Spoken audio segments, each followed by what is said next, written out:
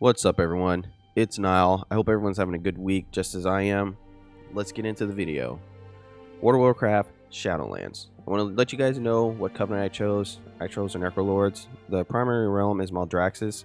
Their role in Shadowlands, they're the military guardians of the Shadowlands, protecting from external forces that wage war on enemies of death. So the type of characters and mobs are going to be there. Unrelenting and unyielding, the Necrolords are the military arm of the Shadowlands. They can be ruthless and value all flavors of strength and power, mental, emotional, and physical. Expect to be sorely tested to join their ranks, as the Necrolords believe in survival of the fittest, meaning those who can't excel deserve failure and rejection. This can lead to some interpreting Maldraxxus as a realm of evil. That is not necessarily true. Power, not philosophy, rules here. The heroic souls known to exist in Maldraxxus. Draka, the mother of Thrall, murdered by Gul'dan Shadow Council forces shortly after giving birth. So there you go. That's why I chose Maldraxxus. I love undead and bone stuff. It's really flippin' cool. And it was going to be Ardenweald, but I've fallen out of it. I just don't like it anymore. Like, my shaman and my paladin, they're going to be the only ones to go to Ardenweald. And that's just because of what ability I want, not because of just what I want to play. But yeah, let me tell you guys the houses that are in Maldraxxus. So we have the House of Chosen, House of Constructs, House of Eyes, House of Plagues, House of Rituals, Seat of Primus. The Primus was the ruler and overseer of Maldraxxus. He has gone missing, and we're probably going to get involved in that and try to find him and whatnot. I want to tell you guys how we were introduced, or how we're going to be introduced into Maldraxxus. So, start of the chapter, the title, like the first series of quests, is called Champion of Pain. We first arrive in Maldraxxus and prove ourselves in the Theater of Pain, being saved by Baroness Draka of the House of the Chosen. We were discovered as a bannerless being. I'm pretty sure we don't want to be that. I'm pretty sure that's bad. Everyone has to have a place, but I'm sure there's like a few people who don't, you know. They probably like group up together, like have like a little area in Maldraxxus. Renown. Alright guys, let's talk about Renown. Renown is a covenant specific progression system that will measure and build your standing with your chosen covenant.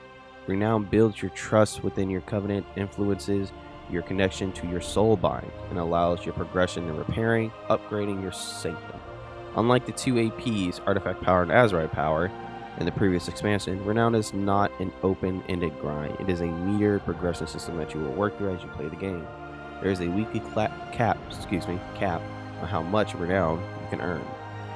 In addition, Renown is needed to unlock rewards at different levels, progress the Covenant campaigns, and will play an important role in unlocking Shadowlands flying. See what upgrades you can qualify for by clicking the Upgrades tab on the UI. So pretty much, you know, they're saying that, hey, everything's going to be done through the Covenant campaigns. You're going to get your gear through Covenant campaign. You're going to get like a legendary through Covenant campaign. So really, guys just need to play the game. Like, if anything, if you guys don't raid or do mythics, you guys are interested in the story. I was super interested in the story of Warlords of Draenor.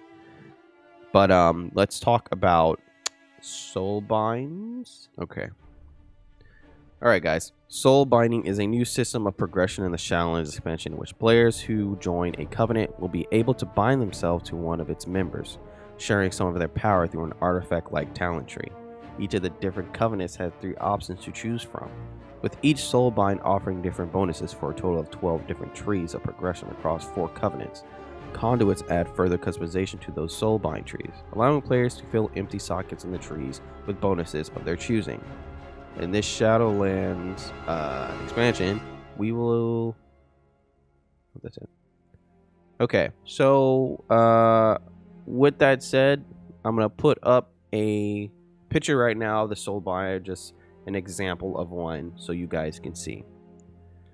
But yeah, the soul binds, I think that it's a really good idea. I just think they need to obviously narrow it and balance it. They've you know, it's the day of release that this video is going out, I say once again, but yeah, they're just gonna be balancing it. They're not going to do a mass balance because the game's coming out later today, or later on the 23rd, and there's no point in doing it because we're going to be playing it overall. Like, the first 2 weeks. So then they'll probably do that mass patch there and try to balance everything.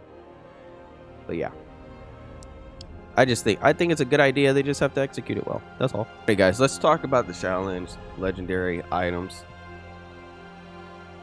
From the beginning, the World of Warcraft has had a system by which quality of items were graded, starting from the bottom. Items can be poor, common, uncommon, rare, epic, or legendary.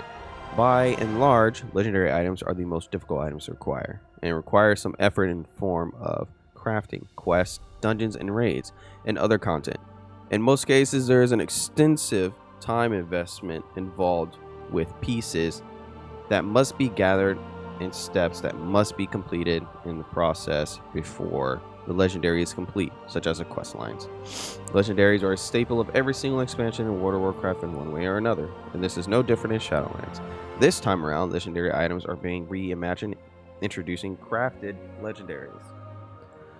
So, I'll put up another photo of like the process on this. I'm not going to go too much into it because it's self-explanatory. You know, we want legendaries. We want to like so it's really cool because these legendaries can make a certain build that you go with and certain talents very popular. You can change your talents and your legendaries to make multiple builds out of one class. That's basically what it is, and it's very fun. Alright guys, let's talk about Torghast now.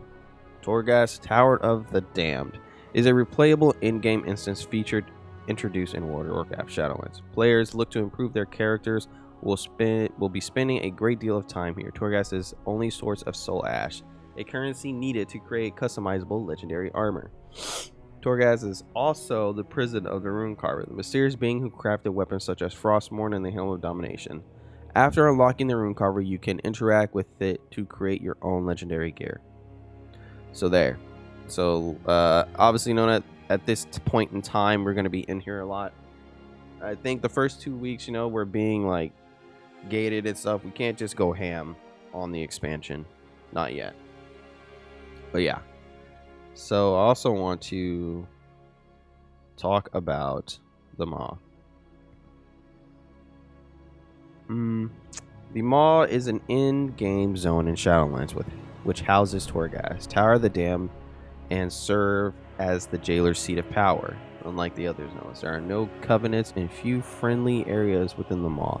It is an inhospitable hellscape which houses the most dangerous threats within Shadowlands.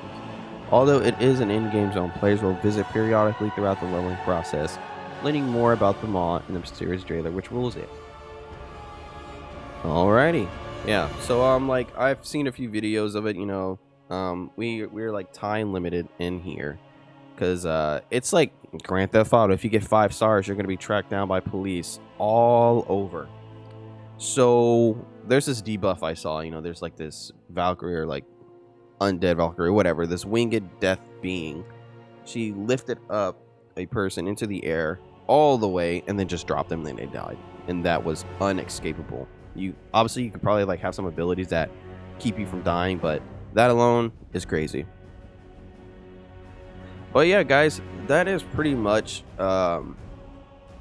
my choice of Covenant and Shadowlands overview in a little description. I hope everyone is excited as I am to play it. I hope everyone has a good time. The game is going to be good. It's going to be good. They're balancing and they're listening a lot.